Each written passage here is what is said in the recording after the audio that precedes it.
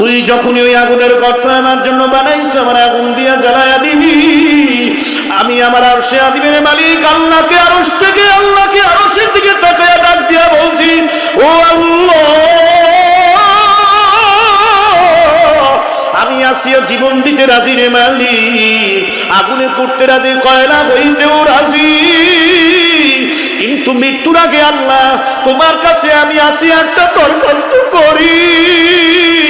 তুমি তো জান্নাতে আমারে ঘর দিবা, তুমি জান্নাতে আমারে বাড়ি দিবা, যেই বাড়িটা আমি আসি আগে জান্নাতে দিবা আল্লাহ,